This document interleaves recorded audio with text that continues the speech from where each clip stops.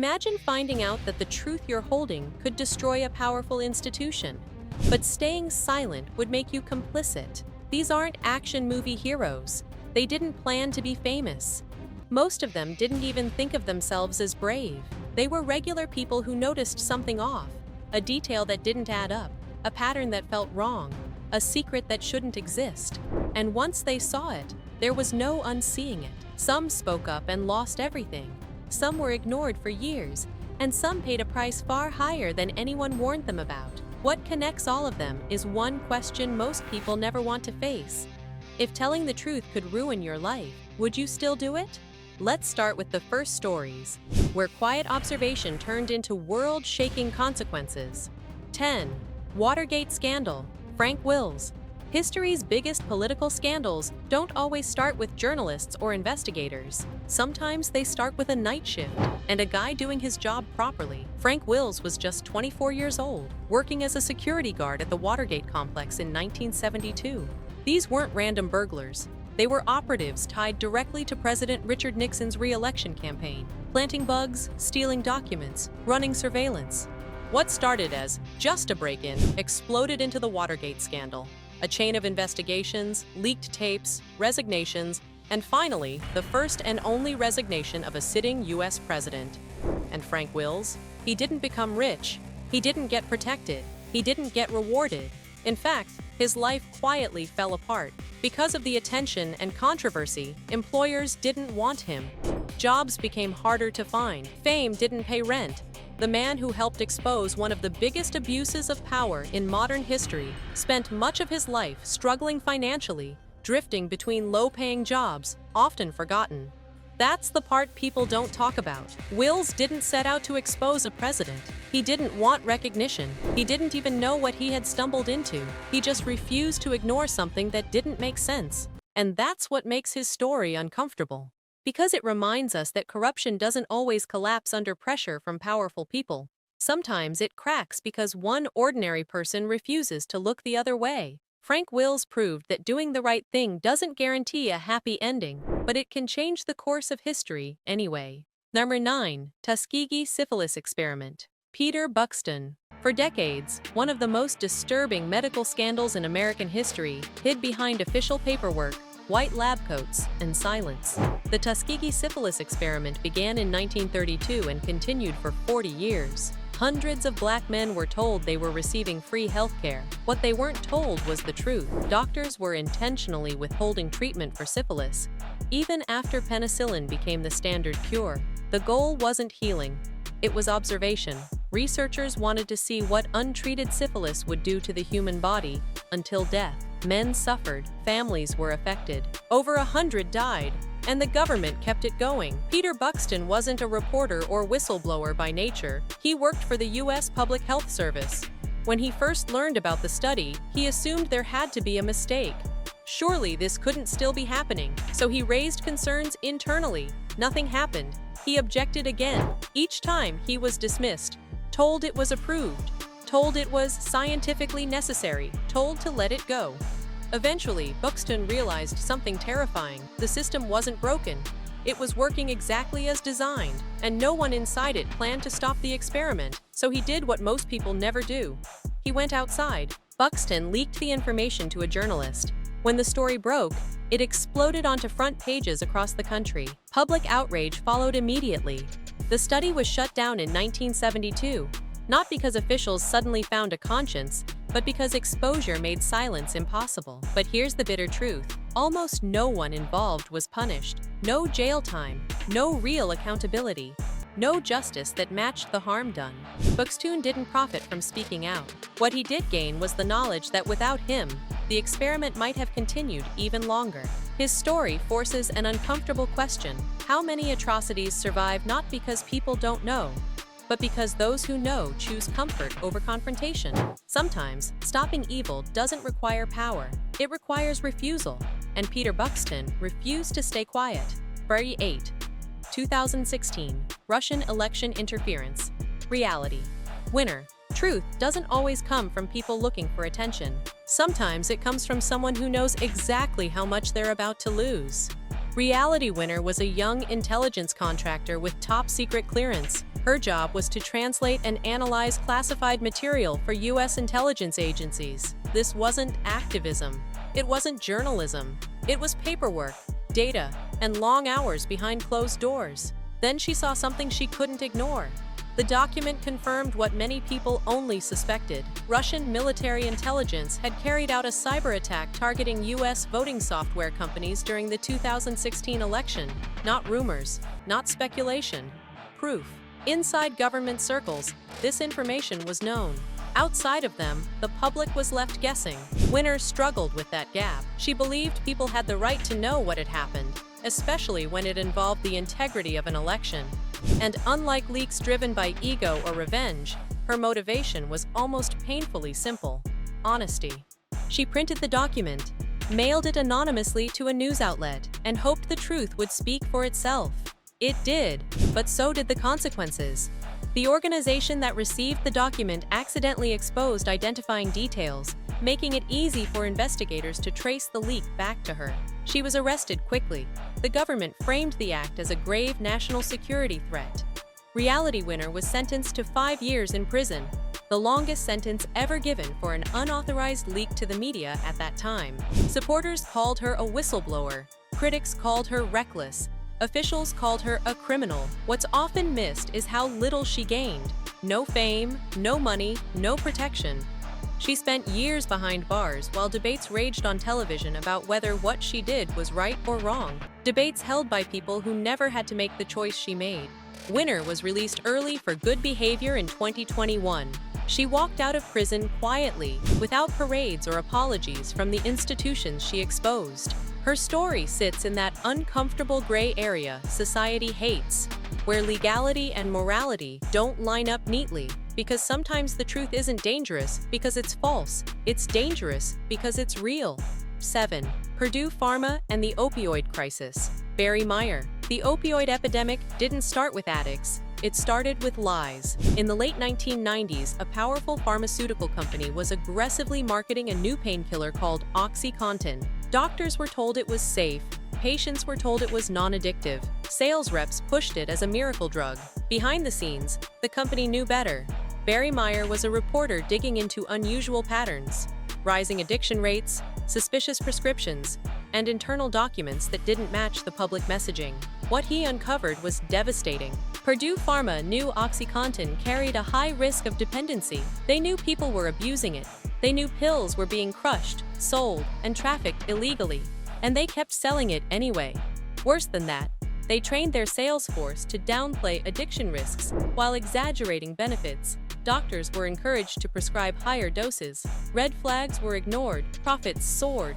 Meyer didn't rely on rumors. He found insiders, paper trails, emails, internal reports that showed the company understood the damage and chose silence over responsibility.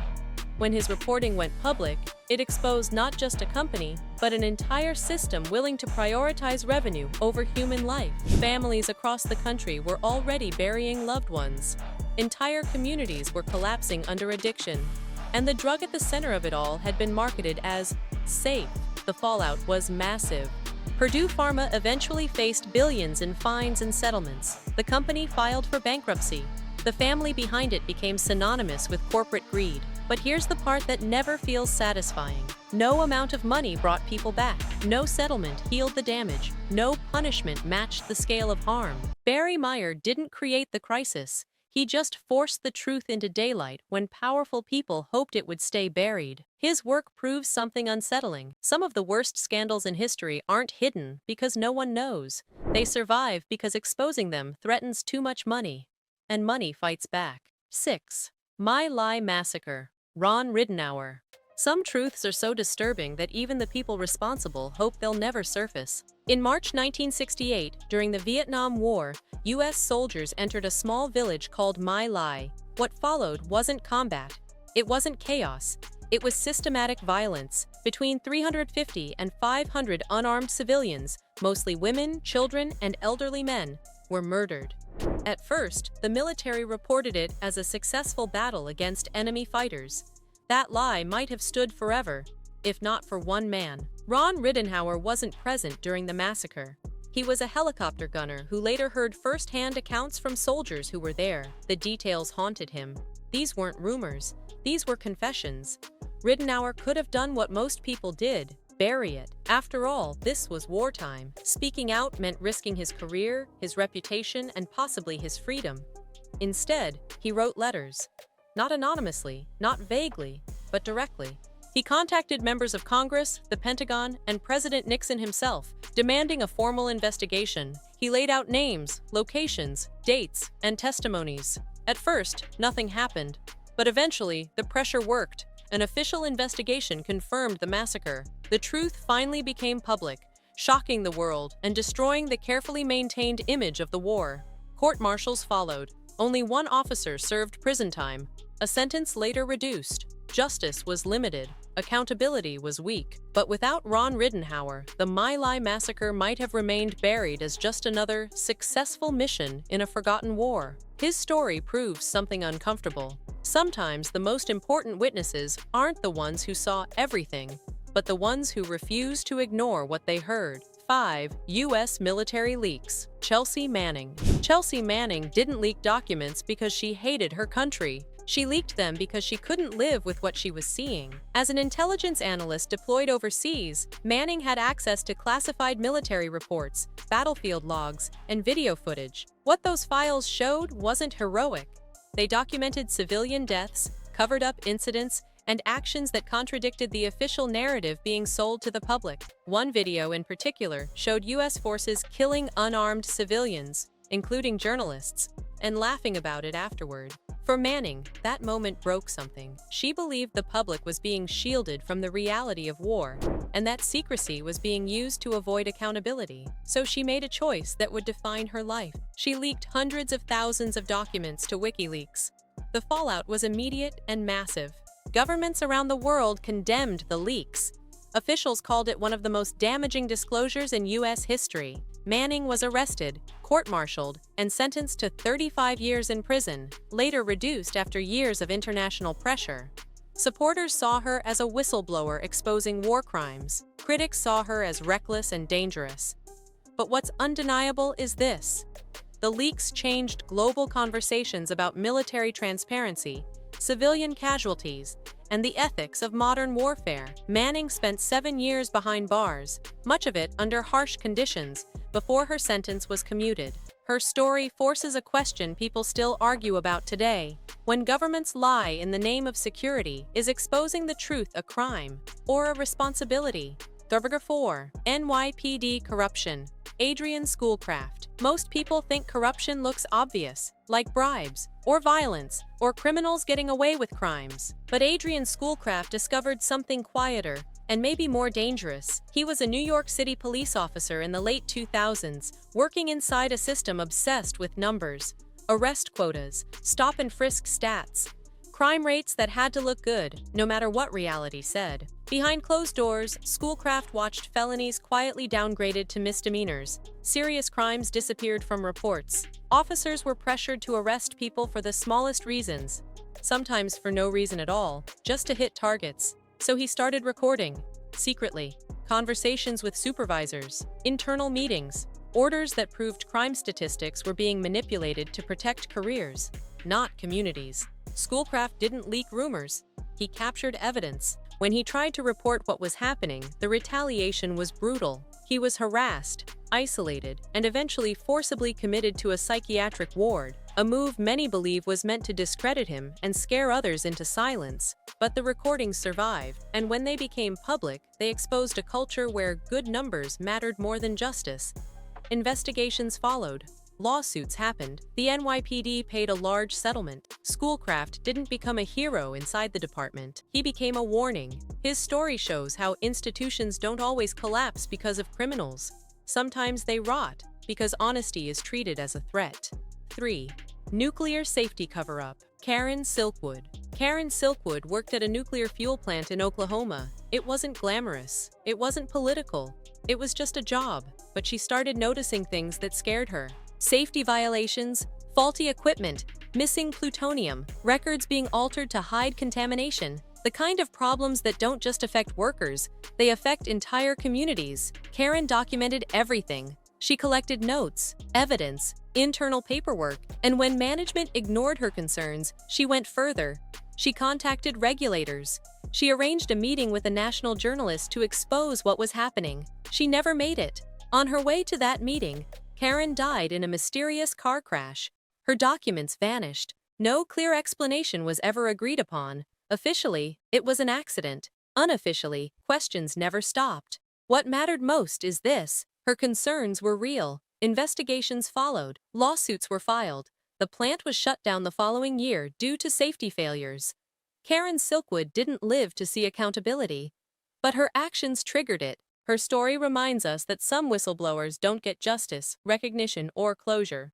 They just leave behind evidence and a truth powerful enough to survive them. So 2.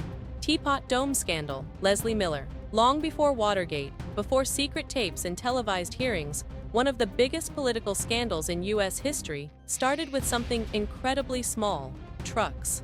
In the early 1920s, the federal government controlled several oil reserves meant strictly for national emergencies. One of them was Teapot Dome in Wyoming. These fields were supposed to stay untouched. But Leslie Miller, a local oil man, noticed something strange: private trucks hauling heavy equipment into the reserve. That didn't make sense. So he asked questions. And instead of being brushed off, he pushed further. He contacted his senator and demanded an investigation. What came out shocked the nation. The U.S. Secretary of the Interior had secretly leased the oil fields to private companies in exchange for massive bribes. Government bonds, cash, favors, all hidden behind official paperwork. The Senate investigation that followed exposed corruption at the highest level of government. The secretary went to prison, the first cabinet member in U.S. history to do so. And Leslie Miller? He didn't just expose the scandal. Years later, he became governor of Wyoming. His story proves something powerful. Sometimes the biggest scandals collapse not because of insiders, but because an outsider refuses to ignore what looks wrong. Circa 1. PG&E Pollution Cover-Up. Erin Brockovich. Erin Brockovich wasn't a scientist. She wasn't a lawyer. She didn't even have formal legal training. She was a legal clerk who noticed medical records that didn't line up. In the small town of Hinckley, California, families were getting sick: cancers, chronic illnesses, unexplained deaths.